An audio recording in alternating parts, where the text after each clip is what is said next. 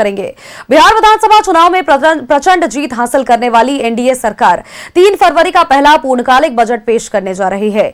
Budget से बिहार की जनता को काफी उम्मीदें हैं। चुनाव प्रचार के दौरान एनडीए ने बिहार की जनता से खूब सारे वादे किए थे और अब उन्हें जमीन पर उतारने की चुनौती है। बजट सत्र 2 फरवरी से बिहार विधानसभा का बजट सत्र, 3 फरवरी को बजट पेश करेंगे वित्त मंत्री।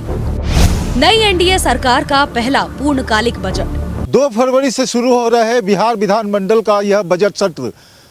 जनता के उम्मीदों और अपेक्षाओं पर कितना खरा उतरता है यह देखना जरूरी होगा, क्योंकि बिहार विधानसभा चुनाव 2025 में एनडीए को मिली प्रचंड जीत के बाद 2026 का यह बजट सत्र पहला बजट सत्र होगा जिसमें बिहार की जनता के लिए बिहार सरकार बजट पेश करेगी। अब यह देखना है कि यह बजट जनता की अपेक्षाओं पर कितना खरा उतरता है।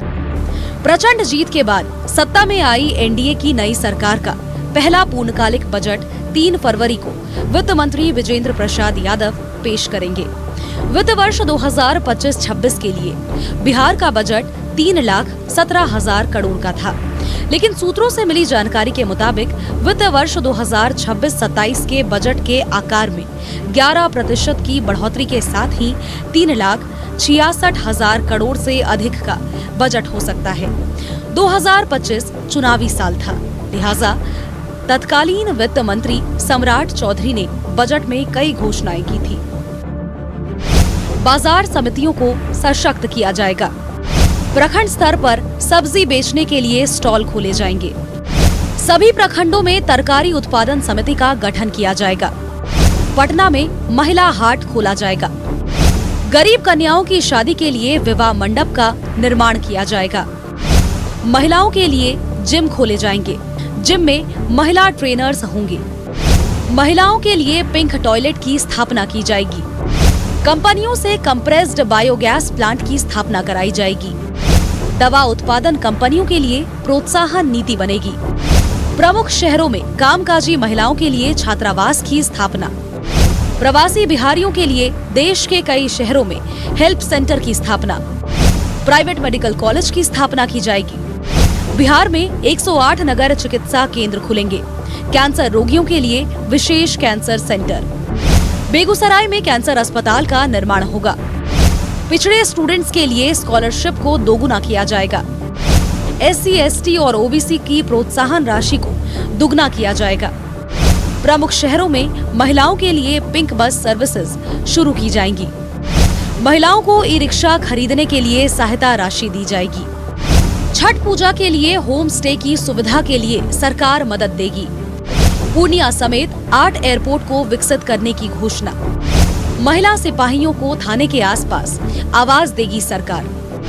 2027 तक बिहार के किसी भी कोने से 4 घंटे में पटना पहुंचने का टारगेट। महिलाओं के लिए जो पिंक बस चलाने की योजना थी उसे अमली जामा पहनाया जा चुका है। इसके अलावा पूर्णिया एयरपोर्ट का उद्घाटन हो चुका है। चुनाव के ठीक पहले छात्रवृत्ति की राशि दुगनी की जा चुकी है। सड़कें तेजी से बन रही है, यानी सरकार ने जो वादे किए थे उसे अमली जामा पहनाना शुरू कर दिया गया है। सरकार के वादे पर भरोसा जता करके जनता ने प्रचंड बहुमत के साथ दोबारा से एनडीए को सत्ता सौंप दी है, जिसके बाद अब नीतीश सरकार पहला बजट पेश करने जा रही है। 2 फरवरी से शुरू होने वाले बजट सत्र में 19 बैठकें होंगी।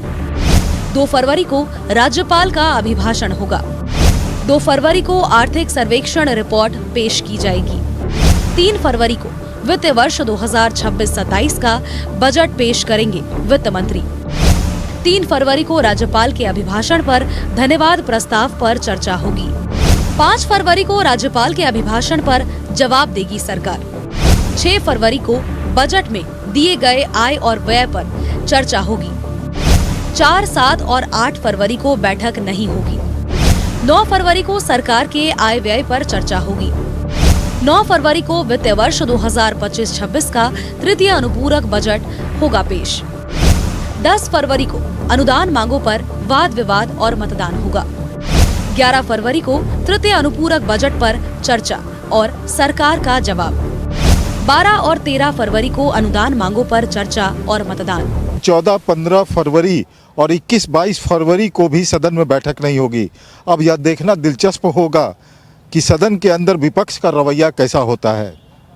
और सरकार ने चुनाव प्रचार के दौरान जनता से जो रोजगार, industrialisation, data centre, defence corridor बनाने की जो बातें की थी, उस पर कितना अमली जामा पहनाया जाता है और बजट में उसके विषय में क्या कुछ कहा जाता है।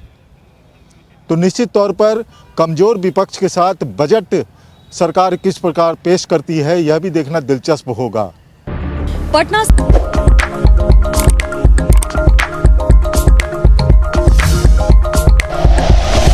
Like and share videos, subscribe करें हमारा चैनल और प्रेस करें बेल आइकॉन। न्यूज़ 11 भारत, सच है तो दिखेगा।